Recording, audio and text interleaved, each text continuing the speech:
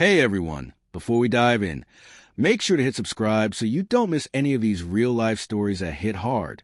I remember the night everything shifted like it was yesterday. The rain was steady, tapping against the kitchen window, a quiet rhythm that usually made me feel safe.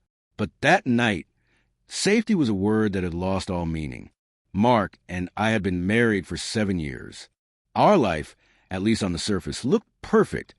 A cozy house in the suburbs, a small dog that chewed everything, and routines that ran like clockwork. He was an early riser, meticulous about his coffee, his briefcase always in the same corner. I, on the other hand, thrived in the mess, the clothes on the floor, the half-finished novel stacked by the bed. It had been raining all afternoon, and I had been scrolling through my phone, idly laughing at a meme, when I noticed a message pop up from someone I hadn't expected. The notification flashed across the screen, and something in my chest tightened. Meet me at 9, it read. My thumb hovered over the reply button, and I didn't know if I wanted to erase it or respond. Mark's voice broke through my panic, called from the hallway. "You okay in there?" I forced a laugh, tucked the phone out of sight, and said yes. But his instincts were sharper than I gave him credit for. He had this way of noticing the small things. The way I tucked my hair behind my ear nervously, the faint tremor in my hands. I tried to brush it off, but the tension in the house was palpable. Every clink of the glass, every footstep felt like it echoed louder than it should. I poured myself a glass of wine, my hand shaking slightly, trying to convince myself it was just stress from work. And then it happened. Mark leaned against the doorway, just enough for me to notice, and muttered something that made my heart stop. "Who is that?" His eyes weren't angry. Not yet. They were cautious, wary, a storm gathering behind them. I didn't answer, because the words I hadn't said out loud yet, the truth I thought I could keep hidden, were about to betray me first. And that's when I heard the sound I'll never forget, the faint click of the message sending. The one he wasn't meant to see. The moment the message sent, Mark's phone buzzed on the counter. He picked it up, his hand steady, but his face betrayed him. I watched him, heart hammering against my ribs, knowing that the life we had carefully built was about to fracture. It was a single notification, innocent at first glance, but enough. Enough to make him glance at the screen, enough to make his eyes widen in disbelief. I tried to move toward him, words fumbling in my throat, but he held up a hand, stopping me mid-step. I can't believe this," he whispered, almost to himself. I wanted to explain. I wanted to tell him it wasn't what it looked like, that it was complicated, that it meant nothing. But even as I opened my mouth, I realized there was no way to undo what had already been heard, seen, felt. The house, once so familiar, felt foreign. Every corner seemed sharper, colder, and the rain outside pounded like it knew the betrayal within. Mark sat down on the couch, his hands tangled in his hair. I followed, sitting across from him, unsure if I should beg, apologize, or stay silent. His silence was heavier than any accusation. Finally, he spoke, voice low but trembling. "All these months, all the little things I ignored, all the late nights you called work, it was all lies." I swallowed hard. I stopped. There was no easy way to say it.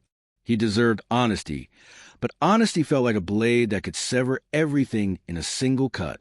And maybe that was exactly what it was meant to do. He put the phone on the table between us. The message preview stared up like a warning. A time, a place, a rendezvous. Nothing explicit, but everything that mattered.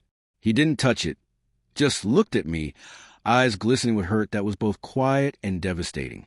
"I don't even know if I should trust what I see," he said finally, his tone hollow. "Maybe it's nothing, maybe it's everything." I wanted to reach for him, but the space between us had grown too wide, invisible yet unyielding. The man I loved, the one who had been my anchor, now felt like a stranger. His hands rested on his knees, and I realized the truth. The moment he heard, the moment he saw, something inside him had shifted irreversibly. And then, without another word, he stood up, grabbed his coat, and walked toward the door. My heart screamed for him to stop, to stay. But the sound of the front door closing behind him was final. I ran to the window, hoping he would come back. But the rain swallowed him whole. leaving me alone with the echo of betrayal and the message that started it all. The house was quiet in a way I hadn't known before. The rain had stopped, leaving the air thick and heavy, and I could still feel the absence of Mark in every corner. I wandered from room to room, touching things he used to touch, his mug on the counter, his jacket on the chair, searching for a trace of him, some sign that he would return. But he didn't.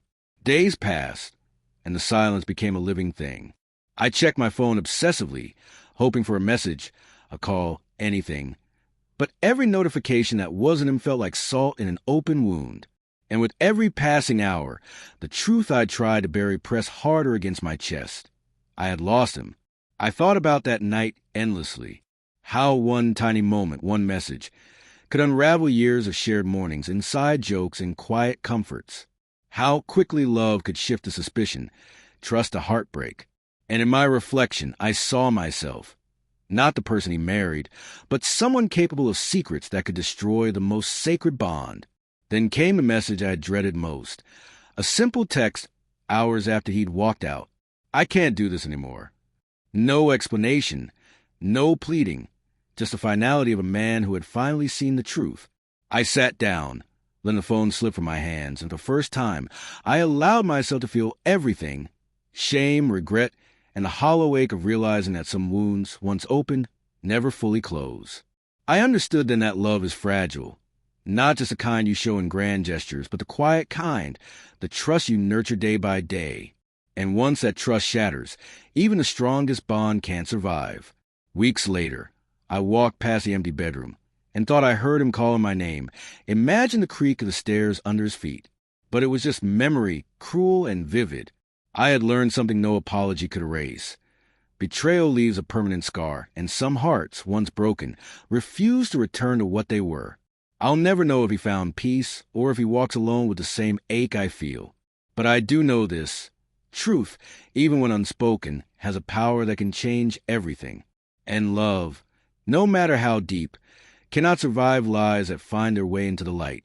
If this story hit you or made you reflect on trust, love, and heartbreak, share your thoughts below. And don't forget to subscribe for more stories that remind us how human we really are.